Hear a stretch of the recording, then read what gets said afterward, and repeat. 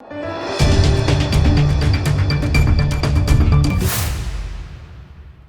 દર્શક મિત્રો, આપ જોઈ રહ્યા છો લોકમૈત્રી ન્યૂઝ. હું છું એન્કર અર્પિતા પટેલ. હવે જોઈએ અગત્યના સમાચાર. બોડેલીના જલારામ બાપાના ભક્તોમાં સ્વામિનારાયણ સંપ્રદાયના સંત દ્વારા કરાયેલ જલારામ બાપા વિરુદ્ધ ટિપ્પણી બાબતે રોષ, જ્યારે લોહાણા સમાજે સ્વામિનારાયણ સંપ્રદાયના સંતો આ બાબતે માફી માંગે તેવી માંગણી કરી છે.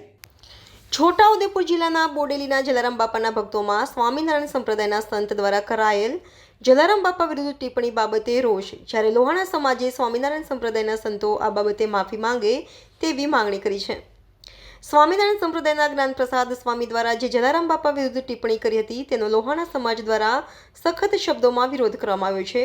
જ્યારે વીરપુર ખાતે જલારામ બાપાના મંદિરમાં આસ્થા ધરાવે છે તમામ ધર્મના લોકો ત્યાં જાય છે અને જલારામ બાપામાં ખૂબ જ આસ્થા ધરાવે છે. જલારામ બાપા વિરુદ્ધ સ્વામિનારાયણ સંપ્રદાયના સાધુએ આર્ટિફિશિયલ સ્ટોરી રજૂ કરીને જલારામ બાપાના વ્યક્તિત્વને નીચા બતાવવાનો જે પ્રયાસ કર્યો છે તે સાખી લેવાય નહીં. સ્વામિનારાયણ સંપ્રદાયના સંતો અનેક વાર વિવાદાસ્પદ નિવેદનો કરે છે જેનાથી તેમની માનસિકતા છતી થાય છે, જેના લીધે બોડેલીનો લોહાણા સમાજ આનો વિરોધ કરે છે, બીજા સંપ્રદાયને નીચા બતાવવાનો પ્રયાસ કરે છે. તે સાખી લેવાય નહીં, જેથી સંત જાહેરમાં માફી માંગે તેવી સખત શબ્દોમાં માંગણી કરી હતી. Reporter Rafiq Daniwala, Lokmaitri news, Chhota Udepur. હમણાં રિસન્ટલી જ સ્વામિનારાયણ સંપ્રદાયના જ્ઞાન પ્રકાશ સ્વામીએ રઘુકુળ શિરોમણી અને લોહાણા સમાજ, રઘુવંશી લોહાણા સમાજના યુગાવતાર એવા સંત શિરોમણી પરમ પૂજ્ય શ્રી જલારામ બાપાના સંદર્ભમાં એક આર્ટિફિશિયલ સ્ટોરી રજૂ કરી.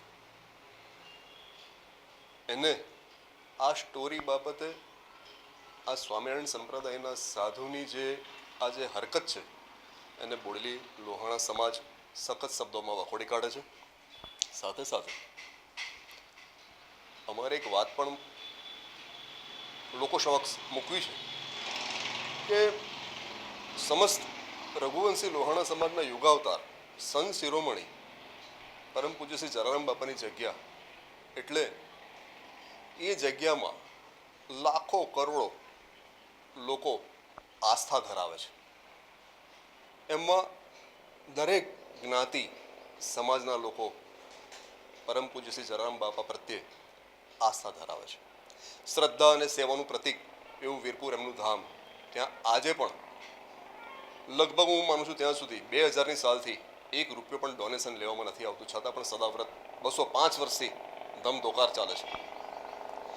કોઈ પણ નાત જાતના ભેદભાવ વગર, કોઈ પણ ધર્મના ભેદભાવ વગર ત્યાં ભક્તો જાય છે. એમની જગ્યામાં એમના કાર્યો પૂર્ણ થાય છે જલારામ બાપાની કૃપાને કારણે. અને જ્યારે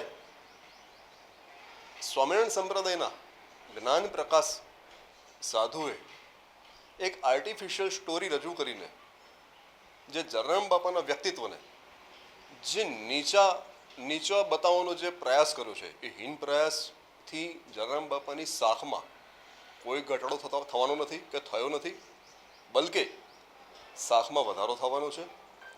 એટલે બોડેલી લોહાણા સમાજ આ બાબતે સ્વામિનારાયણ સંપ્રદાયને એક અપીલ કરે છે કે છાસવારે એમના સાધુઓ કંઈક અવનવા નિવેદનો કરીને, બફાટ કરીને પોતે હાઇલાઇટ થાય છે મીડિયામાં અને પોતાના સંપ્રદાયને ઊંચો બતાવવાનો પ્રયત્ન કરે છે.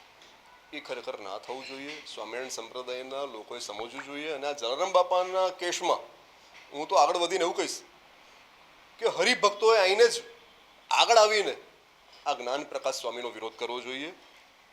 અને બોડેલી લોહાણા સમાજ એવી એક માંગણી પણ કરે છે કે સ્વામિનારાયણ સંપ્રદાય આ બાબતે લોહાણા સમાજની અને પરમ પૂજ્ય શ્રી જલારામ બાપાની માફી માંગે અને જેને આ બફાટ કર્યો છે જલારામ બાપાના અનુસંધાનમાં એ જ્ઞાન પ્રકાશ સ્વામી વીરપુરમાં જઈને બાપાની જગ્યામાં જઈને માફી માગે બાપાની, એમને વંદન કરે, બાપા એમને સદબુદ્ધિ આપે.